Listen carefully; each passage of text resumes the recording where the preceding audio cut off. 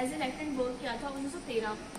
Bombay high court में उन्होंने अपनी वकालत शुरू की क्योंकि बाबा साहब की ग्रेजन से बैरिस्टर टॉप की डिग्री हासिल की और बाबा साहब पहले से भारतीय थे जो कि मेडिकल ग्रेजन से कि आयुष कुमार यूनिवर्सिटी में कालरान टेम्पल बाबा साहब का दूसरा ध्यान दिया। पहले मंदिरों में केवल 7 जाति के लोग ही जाए करते थे। डिप्राइव क्लास का दमन निषेध था, प्रोहिबिटेड था। उसने वहाँ पर एंट्री दिलाई। अभी थोड़ा ब्रीफ में है, मैं आगे एक्सप्लेन करूँगी। बॉम्बे में हमारे जो बॉम्बे उन्होंने यहाँ पर एज ए प्रोफेसर काम किया, बट उनके नेचुरल माइंड को देखते उनकी हाई क्वालिफिकेशन को देखते हुए उन्हें देखते हैं यहाँ पर 8 घंटे काम करते हैं। तो ये होते कि दिन के आज 14 घंटे काम ना करके सिर्फ 8 घंटे काम करते हैं। और यहाँ पर हमने मॉडर्न इंडिया दिखाया। आज महिलाएं हर क्षेत्र में अग्रसर हैं। आप लोग आगे आ जाइए, चाहे वो प्राइवेट सेक्टर हो चाहे वो पब्लिक। सेंट्रल हॉल है।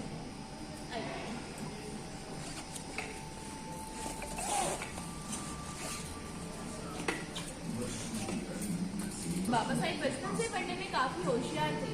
इसके बावजूद उनके भी स्कूल या कॉलेज में एडमिशन नहीं हुआ।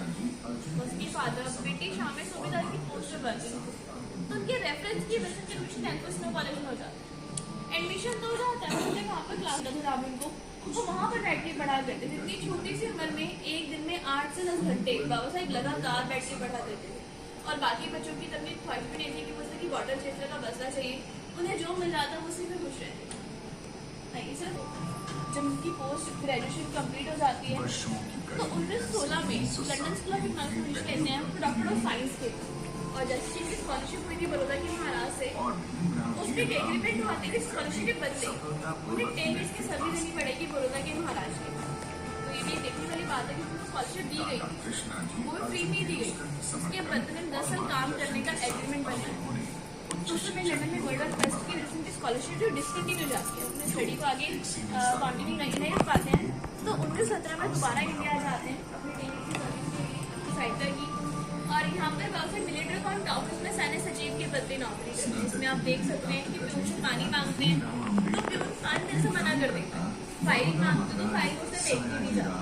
क्यों? क्योंकि उन्हें लगता था कि अगर पानी देते तो गलती से पानी के छींटे भी उनमें पड़ जाए तो वो लोग अछूत हो जाएंगे। फाइल देते वक्त गलती से बस छाया भी में पड़ जाए तो वो लोग अछूत हो जाए। तो उसकी शिकायत को लेकर बाबा साहब महाराज के पास जाते हैं कि मेरे को तो व्यवहार किया जा रहा है। तो महाराज कहते हैं कि मैंने तुम्हें इतने बड़े पद से बिठाकर ही क्रांति की शुरुआत कर दी। उस समय जाति प्रथा काफी हाई लेवल पे होती है, तो उसी की सहायता करने से महाराज जो है वो इनकार करते थे। हालांकि उसकी काबिलियत को देखते हुए महाराज अपने राज्यों में बाबा साहब को फाइनेंस मिनिस्टर का पद देना चाहते थे, तो जाति प्रथा की वजह से नहीं दे पाते हैं। और बाबा आप देख सकते हैं लाखों में लिखा है, I want all to be Indians first, Indians last and nothing is but Indians. इससे पता चलता है कि उसे कितने बड़े देशभक्त डिजाइन देकर अपने होटल बॉम्बे जाने के लिए स्टेशन आते हैं। तो ट्रेन थोड़ी लेट होती है। पास में शिवाजी बाग होता है। बंदित के पेड़ के नीचे वक्त बैठ के सोचते हैं कि मैं इतना पढ़ा लिखा होने के बावजूद भी, इतने बड़े पद पे नौकरी करने के बावजूद ऐसे व्यवहार किया जा रहा है, तो मेरा समाज तो इतना पढ़ा लिखा भी नहीं है और इतने बड़े पद पे नौकरी भी नहीं करती। तो वह जो है बाबा साहब इसके पीछे पेपर्स लगे वगैरह आती है। और ये 12 फीट ऊंची और ब्रॉन्ज मेटल से बनी है। इसमें आप देखेंगे कि उसके हाथ में भारत का संविधान है, जो कि इस बात का सिंबल है कि उसे हमारा constitution doctor B R Ambedkar ने। और यहाँ इस तरह से करते हुए एग्जिबिट नंबर 11 है, जब 1928 में भारत में शामिल कमीशन आया भारतीय क्योंकि इस कमीशन में कोई भी भारतीय सदस्य नहीं, इसलिए भारत ने इसका विरोध किया था। पर बाबा जी को समर्थन है भारत आने वाले बाबा साहब थे, क्योंकि वह सब चाहते थे कि डिप्रेशन सोसाइटी को राइट मिले और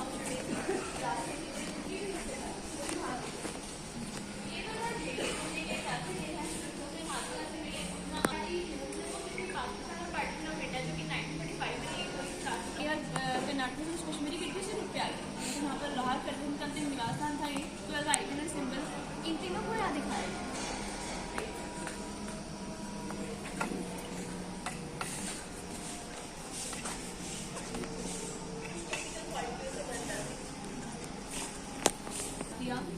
क्योंकि ये लोग जानते थे अगर वंचित समाज से व्यक्ति तो समाज को न्याय दिलाने के लिए लड़ रहा है तो उसकी सहायता करनी है। उसमें से मुख्य है जोगेंद्रनाथ मंडल, जो जाकर लाए थे ईस्ट बंगाल से, जो कि पाकिस्तान में था और भाग दिया गया था। और ये डिस्टेंस करने के लोग ब्राह्मण मूर्ति को लेकर भागने लगे थे, तो भगदड़ पुलिस वगैरह साइड करते हुए पिक गई। और हम मित्र हैं जिनके बारे में हमको वहाँ बताया था पर बाबा पहले से जिन्होंने बुक्स कलेक्शन को रखने के लिए घर बनाया और उसमें की सबसे बड़ी लाइब्रेरी हुआ करती थी राजगढ़। हमारी लक्ष्मी बाई हैं, कुछ नेबर्स हैं, बस इतनी एजुकेशनल क्वालिटी थी। वो फोटोग्राफर काफी अच्छे थे, उन्हें फोटोज क्लिक करने का काफी शौक था।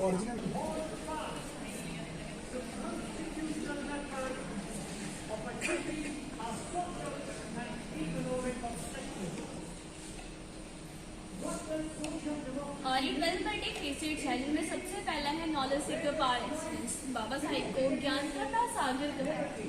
उनके पास बहुत से degrees BA, MA, MSc, DSc, PhD बहुत सारी, जिनमें से 5 डिग्रियाँ थी जो इकोनॉमिक।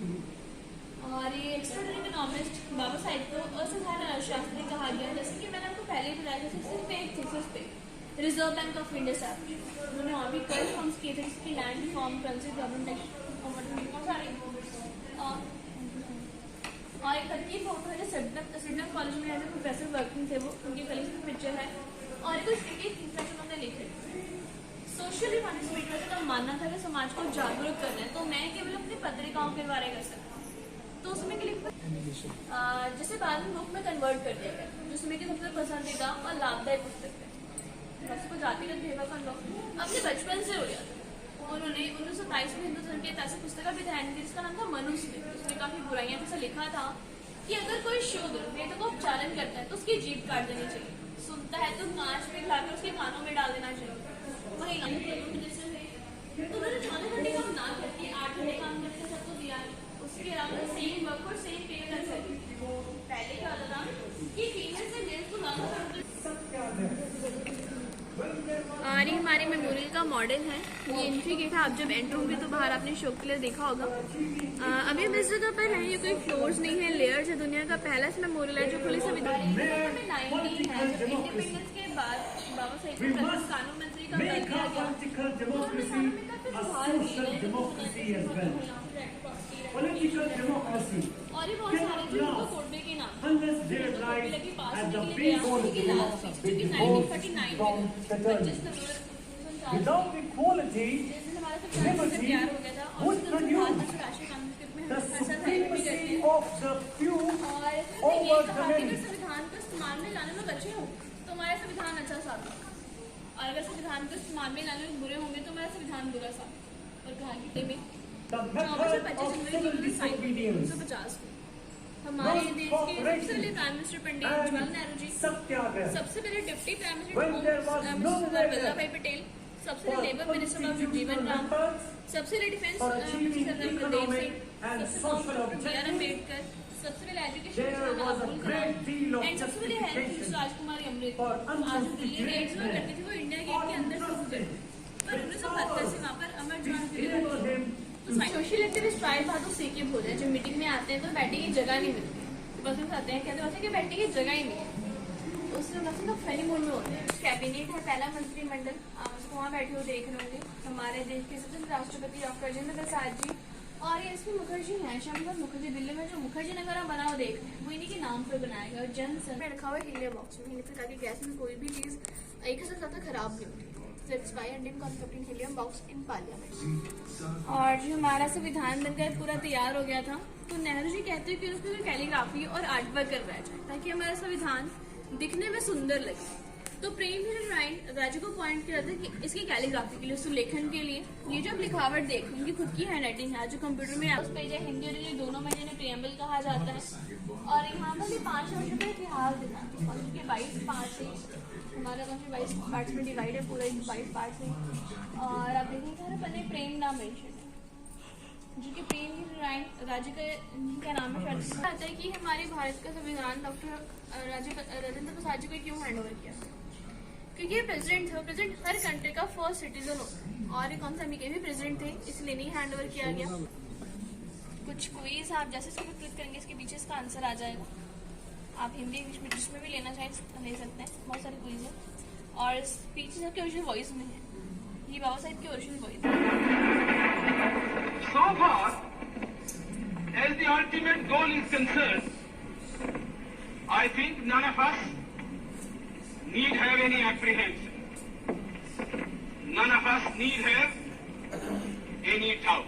और एक सामने ना इसलिए बैठ जाइए यहाँ वहाँ के पर। इधर सिद्धांत चेयर है, चेयर पे बैठ जाइए। और करुणा के मार्ग द्वारा निर्देशित जीवन की सीख और 23rd एग्जिबिट है द बुद्धिस्ट पे।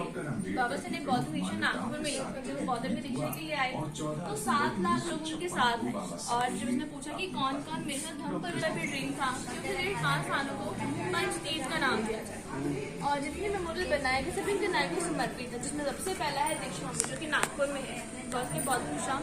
इसे जगह पे दूसरी है जन्मभूमि जो कि महू मध्य प्रदेश में जन्म इसी जगह पे हुआ था और इसे अम्बेडकर नगर के हम खड़ा करते थे तो इसे जगह पे रहते थे। 3 मंजिला है पूरा। अब जितना पोर्शन देख लें ये महाराष्ट्र की गवर्नमेंट ने परचेज किया यहाँ पर 2015 में, हाँ लंदन में। और यहाँ पर मेमोरियल बनाने में प्रतिमा लगाने में टोटल 800 करोड़ की कीमत है। क्या है डेमो है भी ऑरिजिनल नहीं यहाँ पर। और जो राजगढ़ में रखे हैं सिद्धार्थ मिलन कॉलेज में ये टाइपराइटर फैंस का रेप्लिका है, डेमो है। और ओरिजिनल जो वो चिंचोली नागपुर में रखा है महाराष्ट्र में। ये मॉर्निंग 5:40 वॉच हमने रोक के दिखाई क्योंकि उसका डेथ का टाइम यही नोट किया गया था इस जगह के लिए मॉर्निंग 5:40। और मैंने आपको जो बुक दिया था बुद्ध एंड धम्मा उसका कुछ डिस्क्रिप्शन वगैरह तैयार करके मैंने अंतिम सांसें ली थी, बुक पूरी तैयार हो चुकी थी। और ये बुद्धा सेट 2 घंटे बहुत लगते। और इनका पेट है टॉबी जो कि राजगृह में रहा करता था। ऊपर जो मैंने फोटो में आपको टॉबी दिखाया था वो राजगृह सॉरी ये इस जगह पर रहा करता था, वो राजगृह में रहता था और मोहिनी इस जगह पर रहा करता था। मंगाया गया था 1 करोड़ का है ये स्टैचू भी। और इसकी जो ग्रेविंग की गई है बुद्धा की जो